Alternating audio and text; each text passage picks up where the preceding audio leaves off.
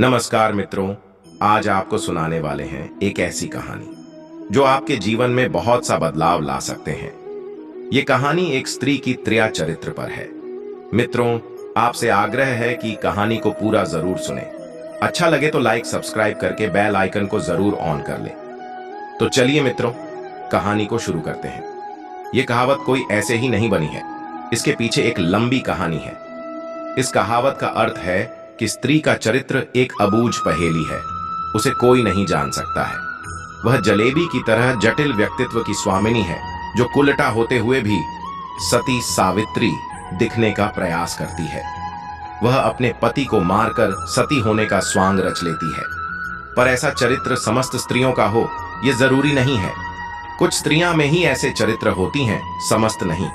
आओ आज सुनते हैं। भरतपुर नामक एक राज्य था जहां पर विजय राय नामक राजा राज्य करता था। राजा का जैसा नाम वैसे ही उसके गुण थे, अर्थात वह एक अच्छे राजा थे। पूरे राज्य में स्वच्छंदता का बोलबाला था। न केवल पुरुषों अपितु स्त्रियों का भी हद दर्जे तक चारित्रिक पतन हो गया था। विवाहितर संबंध कायम करना एक आम बात थी उस राज्य में। उस राज्य में श्याम नामक एक लकड़हारा रहता था। उसकी पत्नी का नाम गीता था। श्याम सुबह सुबह लकड़ी काटने वन में चला जाया करता था और देर शाम तक वापस लौटता था। दिन भर घर में गीता अकेली रहती थी और बोर होती थी। गीता अतीव सुंदर स्त्री थी और आत्ममुग्धा नायिका की तरह अपने रूप यौवन को आईने में देख देख कर हर्षित होती रहती थी। शाम को श्याम थका हारा आता था और खाना खाकर जल्दी ही सो जाया करता था।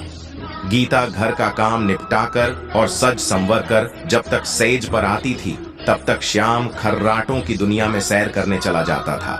बेचारी गीता मन मसोस कर सेज पर तड़पती रह जाती थी। उसका अतृप्त यौवन खून के आंसू रोने लगता था। घर गृहस्थी का सारा सामान गीता ही लाती थी। एक दिन सेठ कहीं गया हुआ था और उसकी दुकान पर उसका नौजवान पुत्र राजू बैठा था। वह सुंदर तथा बलिष्ठ था। गीता उसकी जवानी पर फिदा हो गई। सेठ के बेटे राजू ने भी गीता जैसी सुंदर और सुडोल स्त्री पहली बार देखी थी, इसलिए वह भी गीता की ओर आकर्षित हो गया। दो जवां प्यासे दिल मिल गए तो अब बदन मिलना भी आवश्यक हो गया था। राजू ने एक मिलन स्थल भी खोज लिया था। गीता रोजाना श्याम के सो जाने पर राजू से मिलने जाने लगी और वह सुबह होने से पहले वापस आ जाती थी। गीता और राजू की रंगरेलियां बेरोकटोक चलने लगी। एक दिन श्याम जंगल में लकड़ी काटने गया तो उसने देखा कि एक साधु बेहोश पड़ा है। श्याम ने उस साधु पर ठंडे जल के कुछ छींटे मारे तो साधु ने आंखें खोल दी। श्याम ने साधु को बैठाया और ठंडा जल पिलाया तो उसमें कुछ जान। थोड़ी देर बाद उसे खाना भी खिलाया तो उसके बदन में थोड़ी ताजगी आ गई और वह चहलकदमी करने लग गया। श्याम ने उस साधु से आग्रह किया कि कुछ दिन वह उसका आतिथ्य स्वीकार करे। श्याम के आग्रह को साधु महाराज टाल नहीं सके और शाम को वे साधु महाराज श्याम के साथ उसके घर आ गए। साधु को देखकर गीता के तन बदन में आग लग गई। उसे लगा कि अब उसकी चोरी पकड़ी जा सकती है, इसलिए वह साधु को घर में नहीं रखने की जिद पर अड़ गई। श्याम ने उसके सामने समर्पण करते हुए कह दिया कि साधु महाराज बस 1-2 दिन ही रहेंगे। इस पर गीता राजी हो गई। रात में सबने खाना खाया और साधु के लिए आंगन में चारपाई बिछा दी। श्याम खाना खाने के तुरंत बाद ही सो गया था, लेकिन गीता की आंखों में नींद कहां थी। वहां तो राजू की सूरत बसी हुई थी। उसका मन उड़कर राजू के पास चला गया था, मगर बदन तो श्याम के घर में ही पड़ा था। यौवन को मन से ज्यादा तन की जरूरत होती है। गीता को अपना बदन जलता हुआ महसूस होने लगा। उस आग बुझाने के लिए उसे राजू के सागर की आवश्यकता थी। गीता उठी और उसने देखा कि श्याम खर्राटे ले रहा है। तब वह साधु के पास गई। साधु भी चुपचाप लेटा था। गीता ने उसे सोता हुआ देखा और फिर वह बन संवर कर राजू से मिलने के लिए चल दी। साधु एक अनजान व्यक्ति के घर में ठहरा था और गीता ने उसे बड़ी मुश्किल से घर में रहने दिया था, जबकि उसने यहां रहने के लिए कहा ही नहीं था। गीता के व्यवहार को देखकर दाल में जरूर कुछ काला है, साधु महाराज के मन ने कहा और वह सोचता ही रहा।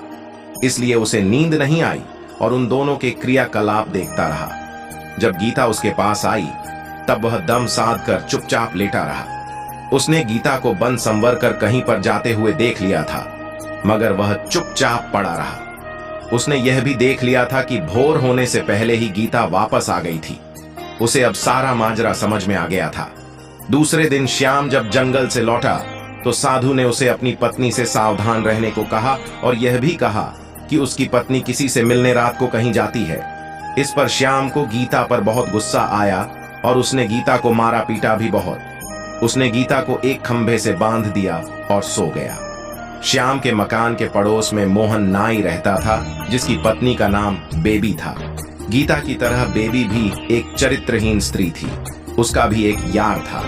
चूंकि दोनों एक ही नाव पर सवार थीं, इसलिए दोनों घनिष्ठ सहेली बन गई थीं। दोनों सहेलियां एक दूसरे के संदेश लाने ले जाने का काम भी करती थीं। इसलिए दोनों स्त्रियां एक दूसरे के प्रेमियों से भली भांति परिचित थीं। उस रात जब काफी देर तक गीता नहीं आई तो राजू को चिंता होने लगी। वह भागा भागा बेबी के पास आया और गीता को बुला लाने के लिए बेबी से कहने लगा। बेबी गीता के घर गई तो उसे खंभे से बंधा पाया। तब गीता ने सारी कहानी बता दी। बेबी ने राजू का संदेश गीता को दिया तो गीता ने अपने बंधे होने की मजबूरी बता दी। इस बेबी ने कहा, ऐसा कर, मैं तेरे बंधन खोल देती हूँ। तू राजू से मिला, तब तक मैं यहाँ बंधी रहूंगी। उसके इस प्रस्ताव पर गीता की बाँछें खिल गईं और वह अपनी जगह बेबी को बांधकर राजू से मिलने चली गई। साधु महाराज ये सब खटराग देख सुन रहे थे, मगर वे चुपचाप खाट में दम साधे पड़े रहे। रात में जब श्याम की नींद खुली तो उसे गीता पर थोड़ी दया आई और उसने सोचा कि उसने कुछ ज्यादा कठोर रूप धर लिया है। अब गीता को खोल देना चाहिए।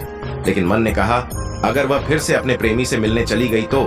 अब इस सवाल का कोई जवाब नहीं था उसके पास। उसने सोचा कि इस बार यदि गीता वचन दे दे कि वह अपने प्रेमी से मिलने नहीं जाएगी, तब वह उसे खोल सकता है। श्याम ने जोर से आवाज लगाई, कलंकिनी, अगर मुझे तू यह वचन दे दे कि तू उससे मिलने नहीं जाएगी तो मैं तेरे बंधन खोल दूंगा। लेकिन वहां पर तो गीता नहीं अपितु बेबी बंधी हुई थी। बेबी ने सोचा कि यदि वह कुछ भी बोलेगी तो उसकी आवाज से श्याम को पता चल जाएगा कि वह गीता नहीं कोई और है, तो फिर सारा भांडा ही फूट जाएगा।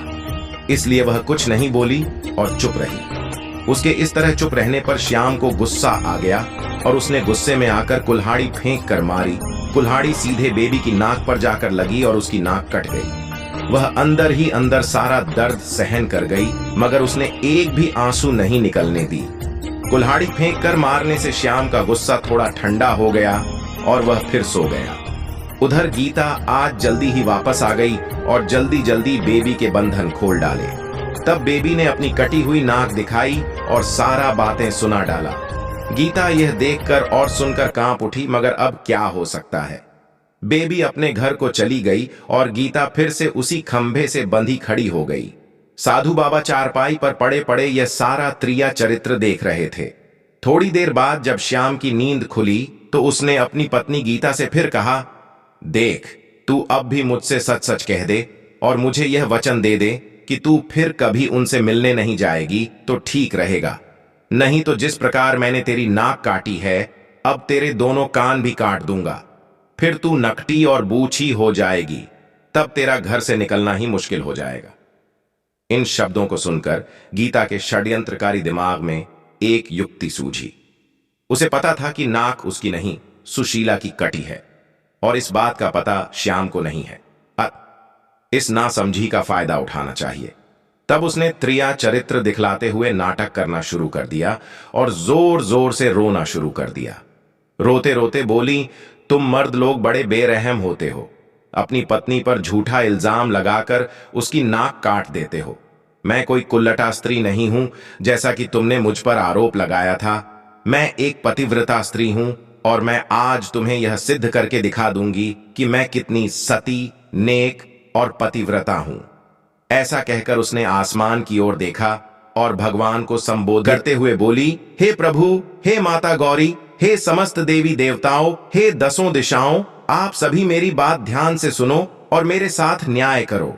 मैं यदि तन मन और वचन से एक पतिव्रता और सती स्त्री हूं, तो मेरे पति ने मुझ पर बदचलन होने का आरोप लगाकर जो मेरी नाक काटी है, वह नाक फिर से जुड़ जाए और एक पतिव्रता स्त्री क्या होती है यह पूरे जग को पता चल जाए।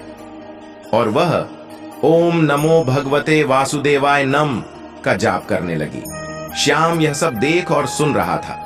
अभी 3-4 बार ही मंत्र का जाप हुआ था कि गीता चीख पड़ी, मेरी नाक जुड़ गई, मेरी नाक पहले जैसी हो गई। हे भगवान, तेरा लाख लाख शुक्र है जो तूने एक पतिव्रता स्त्री की लाज रख ली और मुझ पर बदचलन होने का झूठा आरोप जो मेरे पति ने लगाया था उसे साबित कर दिया। मैं आपका यह उपकार जिंदगी भर नहीं भूलूंगी भगवान। और उसने नीचे धरती पर झुककर भगवान को प्रणाम किया। तब तक सुबह हो गई थी। श्याम को उसकी बातों पर विश्वास नहीं हुआ, इसलिए वह उसके पास गया और उसकी नाक को छूकर देखा, वह पहले जैसी ही थी। वह गीता को आश्चर्य से देखता ही रह गया और अपनी गलती पर पछताने लगा। उधर बेबी ने अपने चेहरे पर एक कपड़ा इस तरह लगा लिया कि नाक दिखाई नहीं दे। सुबह होने पर नाई मोहन अपनी दुकान जाने लगा तो उसने अपनी पेटी संभाली। उसमें एक बड़ा वाला उस्तरा नहीं था। उसने बेबी से कहा कि बड़ा वाला उस्तरा ला दे। बेबी नाक कटने से चिड़ी हुई सी थी तो उसने मोहन की तरफ एक चाकू फेंक दिया और कहा, ले, ये ले तेरा बड़ा वाला उस्तरा। बड़े वाले उस्तरे की जगह चाकू देखकर मोहन का पारा सीधे आसमान पर चढ़ गया। उसने अपनी पेटी खोली और एक छोटा उस्तरा निकाला और उसे बेबी की ओर फेंक कर मारा। बेबी की चाल कामयाब हो गई। वह यही तो चाहती थी। उसने उस्तरा हाथ में पकड़ा और जोर जोर से चिल्लाने लगी, अरे मेरी नाक काट दी, हाय मेरी नाक काट दी। उसकी आवाज सुनकर अड़ोसी पड़ोसी आ गए और वहां भीड़ लग गई। लोगों ने देखा कि बेबी की नाक कटी हुई है और उसके हाथ में एक छोटा उस्तरा है। बेबी कहे जा रही थी कि उसके पति ने उसे बदचलन बताकर बेवजह ही उसकी नाक इस उस्तरे से काट दी है। लोगों ने बेबी की बात सही मान ली और मोहन नाई की खूब धुलाई कर दी। इतनी देर में राजा के सिपाही आ गए और मोहन नाई को पकड़ कर ले गए। राजा की अदालत में मुकदमा चला। बेबी ने स्वयं को सती सावित्री पतिव्रता बताते हुए अपने पति पर आरोप लगाया कि उसने उसे बदचलन बताकर उसकी नाक उस उस्तरे से काट ली थी। उस्तरा भी था और बेबी की नाक भी कटी हुई थी। एक पत्नी अपने पति पर मिथ्या आरोप क्यों लगाएगी? राजा ने मोहन नाई को दोषी मानते हुए उसे मृत्युदंड सुना दिया। इस मृत्युदंड की चर्चा पूरे राज्य में फैल गई। श्याम के घर में ठहरे हुए साधु महाराज ने भी जब मोहन नाई को मृत्युदंड की बात सुनी तब वह विचलित हो गया। उसे दोनों स्त्रियों के त्रिया चरित्र का संपूर्ण ज्ञान था, जिसकी चपेट में एक निर्दोष व्यक्ति मोहन नाई आ रहा था और अपनी जान से हाथ धो रहा था। तब तक साधु ने राजा के पास गया और संपूर्ण घटनाक्रम राजा को कह सुनाया। राजा ने श्याम और गीता को दरबार में बुलवाया और गुस्सा होकर सारी बातें सच सच बताने के लिए कहा। तब गीता और बेबी ने सारी बातें सच सच बता दी और अपने स्वांग को भी बता दिया। अब मामला पूरी तरह से साफ हो चुका था। दोनों स्त्रियों का अपराध सामने आ गया था और मोहन नाई निर्दोष सिद्ध हो गया था। इस षड्यंत्र के लिए दोनों कुलटाओं को मृत्युदंड दिया जाना था, लेकिन स्त्री, बालक और साधु को मृत्युदंड नहीं दिया जा सकता है। इस शास्त्रीय विधान के अनुसार दोनों स्त्रियों के नाक कान काट कर उन्हें छोड़ दिया।